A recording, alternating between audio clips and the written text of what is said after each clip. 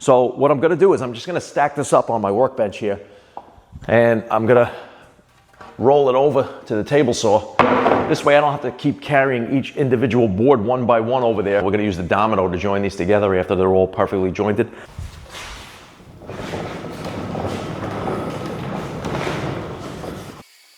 Now over at the table saw, what I'm gonna do is mark off 2 inches from the end of the board and then 74 inches on the other end of the board. I'll cut this off and I'll get rid of the checking on one end and the rough side, and then I'll flip it over and I'll cut it to my mark, which will make the board a little over 72, maybe like 72 and a half, to a rough dimension. And I'm using my clamp trick here. I don't know if you saw my YouTube short video that I posted last week. Also on Instagram, I posted the same video where I used a little 1/4 inch scrap piece of MDF to put under the clamp. And what this does, it gives me that little wiggle room that I don't have to keep readjusting the clamp. All I have to do is pull the toggle handle up and down to remove the piece and clamp the next piece in place. Speeds things up. And having my workbench on wheels now and rolling it over to the sliding table saw has just made my life so much easier. I wish I had put this thing on wheels a long time ago.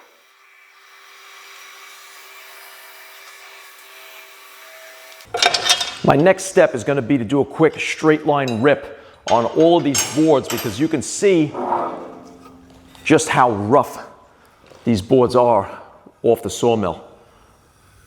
So that's on both sides. So when you buy them like this, you're getting a premium price. It's much cheaper to buy them in rough lumber and dress it yourself than it is to buy them in S4S. But there is a lot of work to be done on these things. Let's switch to a 24 tooth blade. You don't want the lower the teeth, less heat and less work on the carbide tips. Okay, so I'm getting ready now to straight line rip these. I raised the dust hood up a little bit here on the guard just so that I could get a good visual. So basically what I do is I sight down the board and I look and I put it right about where the blade, the teeth of the blade are going to be just past the surface there where they're going to be buried into it. And then I'll put my clamp down and I'll set it up just like before. I'm going to clamp that in place. You don't even have to use the fence, but I use it as a kind of a stop to wedge it in there. And this end here, I have this attachment which is known as a shoe. And you put that on there, and before I tighten that down and clamp it into place. If you have 2 clamps, then you can put one over here. That's nice also. I only have 1. And then the overhang over here of where it's going to cut nicely is going to be 1/4 inch. So I'm going to put it just on the 1/4 inch mark there, and then I'm going to tighten down this piece on the shoe. And now this board is locked in and ready for me to just walk past this and rip it.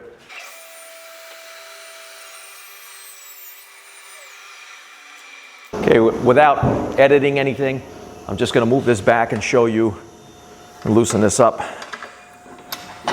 So I want to be able to show you how nice and clean and crisp this cut was, so that you can see how easy now when we get to the joiner, we just make a nice, we might not even have to make a pass. This thing might be glue line rip ready. I mean, it's dead flat on this surface right here. But let's bring it over to you so you can see. Hopefully the camera can really pick this up on how perfect this edge is.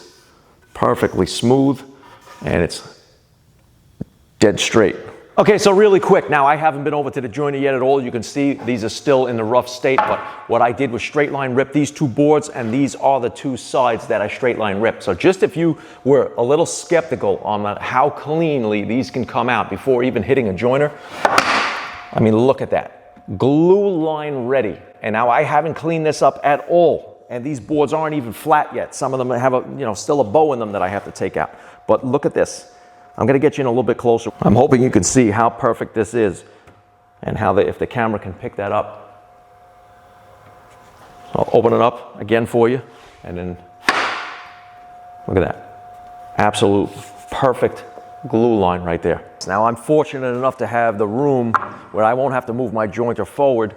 It's actually, I have plenty of clearance here. It's actually in a perfect spot. Had the boards been a little longer, say about 8 feet to 10 feet, then I would have to just unlock the wheels, roll it forward a little bit, and then I would have more room there, or move the router table out of the way. Router table's kind of been sitting in the corner lately. Since I got the shaper, I haven't really used it. Probably only going to use it for really small things.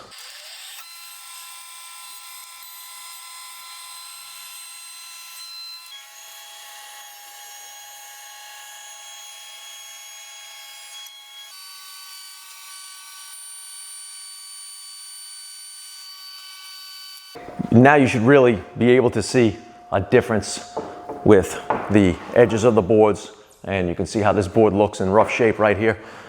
To flatten the face on the joiner and straighten one edge, and this is what you get. So now this is ready to be flipped over and run through the planer on the rough side and bring these both parallel. Now I do get a lot of comments and questions about this planer. This is a 3 horsepower helical head 15-inch planer. Does wonders. The boards come out perfect. Okay, so back over at the table saw, the final part of the milling process here is now going to be ripping these boards parallel. Now the boards are all different sizes.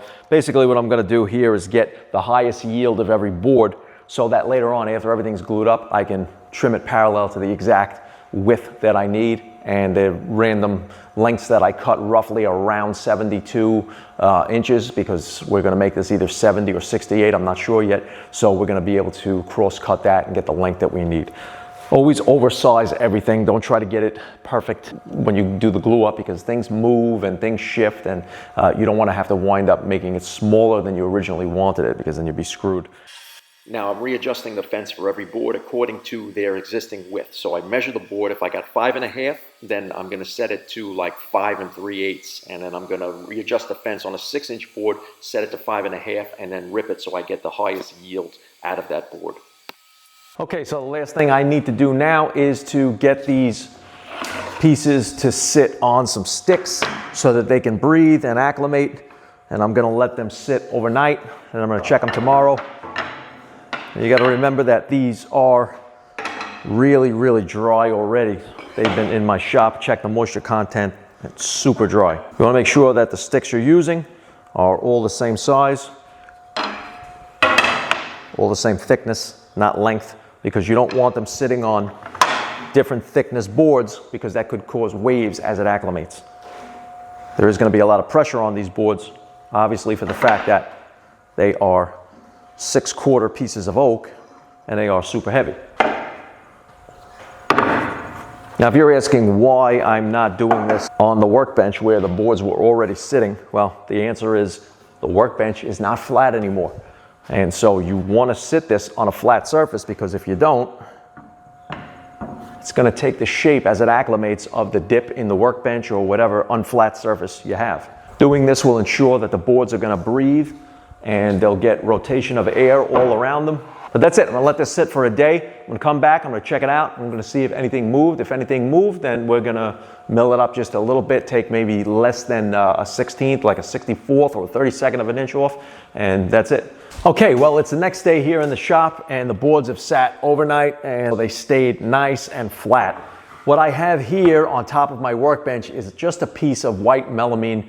I had a sheet of it, a full sheet left over from a job I did. I actually have 2 sheets left over.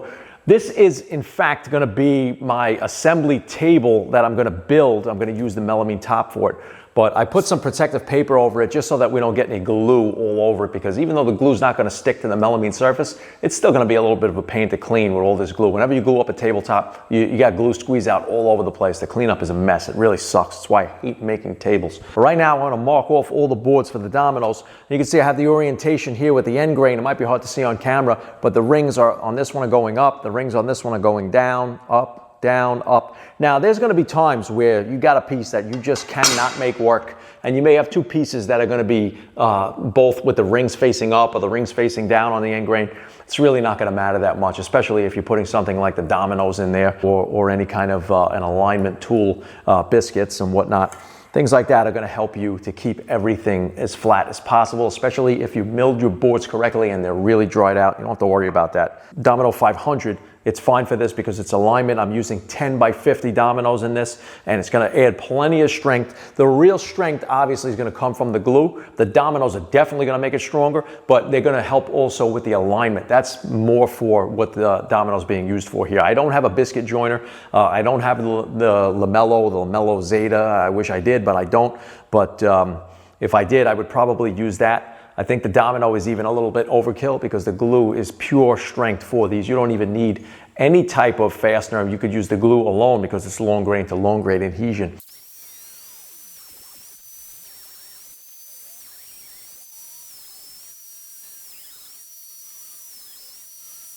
Okay, now it's time for the glue up. What you probably can't see, and what I did off camera really quick, was I put the clamps next to where I'm gonna be clamping the board up. I have packing tape from where the seams are, where the glue joints are gonna be, so that the packing tape covers the ribs of these parallel clamps. And then this way, when the glue drips out from the bottom, because you will, if you put the right amount of glue, you will get squeezed out. It's gonna drip from the bottom.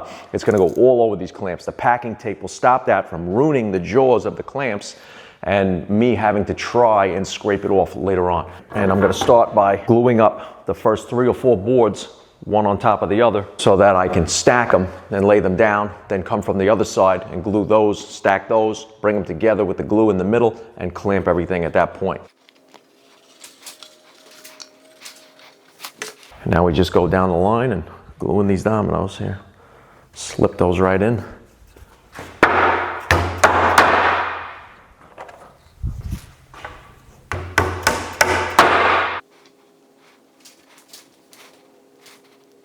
Now this glue will compress against here, but you can spread that out a little bit with your finger. As you push this glue through, it's gonna spread it nicely. Then I'll just take it and flip it over, drop it onto my dominoes. I'm gonna try to do it quick before the glue starts to drip from the piece of butter. Take a dead blow.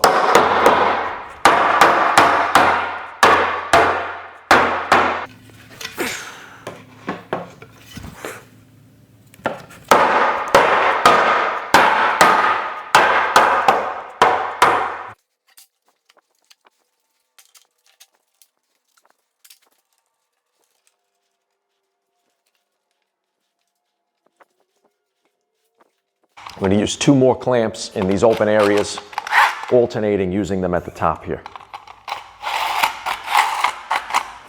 And I'm going to use these little feet that come with the clamps to keep it off of the top. And what I'm going to do to get the most clamping pressure out of the jaws is just elevate this a little bit so it doesn't touch the table.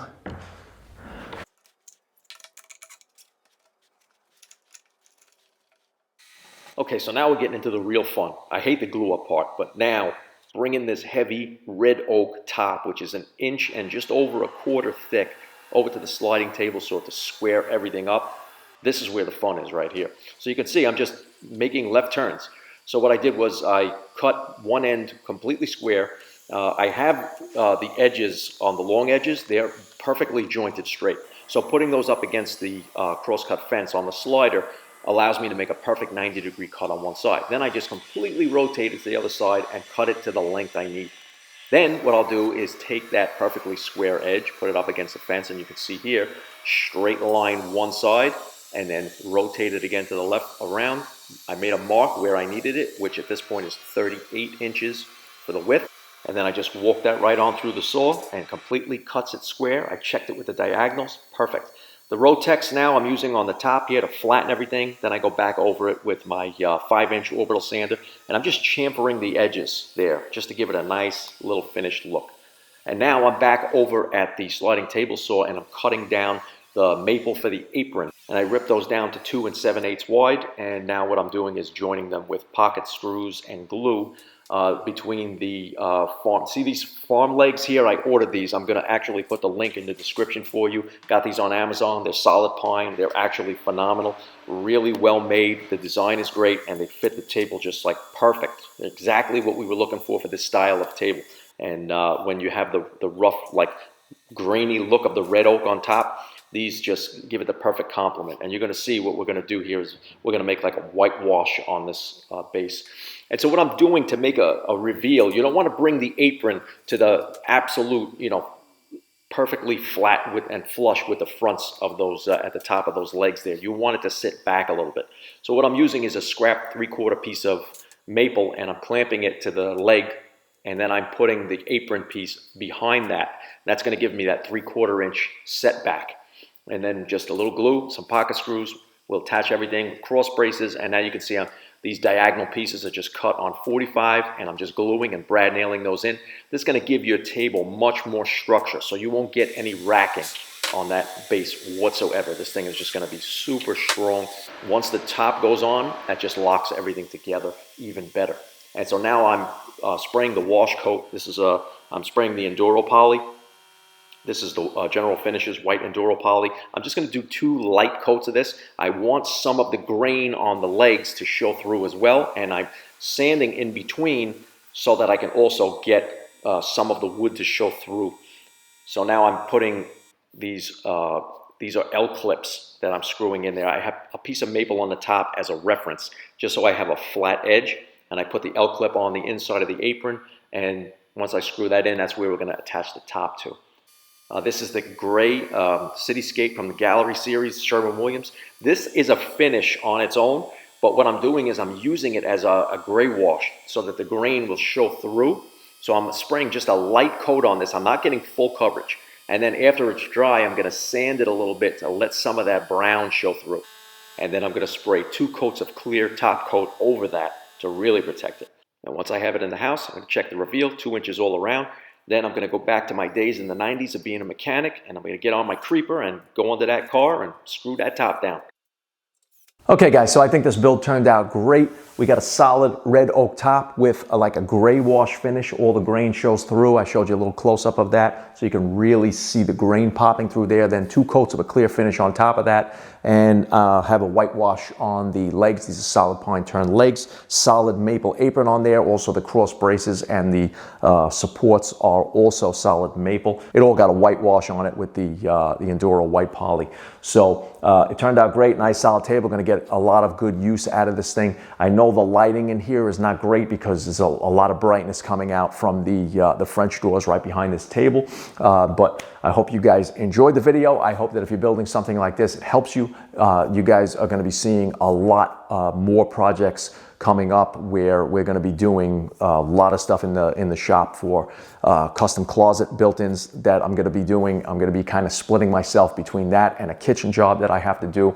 You're also going to see my kitchen completely finished. You could probably see some of the cabinets, but like the coffee station behind me fully finished. I'm going to be taking you around the whole kitchen, showing you everything, all the trimmings, all the cabinets, all the molding, all the lighting, everything, and why I designed it the way I did, and also how I decided to go about doing that. So you're going to be seeing a lot of good cabinetry, woodworking, everything is going to be on this channel. So make sure that you guys hit the subscribe button, hit the picture of a notification bell that's going to notify you every time I upload a new video. Also, don't forget to check the description box below. That's going to have a link to all the tools that I use, including the sponsoring partner, Maxiwa. Check them out. I got their link down below. It's maxiwa.com. In case you're interested in any of their woodworking machines, you can also not only just go on their website, you could also give them a call to be a phone number there where you can get a quote as well. So make sure you check them out, because a lot of the stuff that I've done in the shop with their machines has made my life so much more easy and faster in my production building these things. So not only has the quality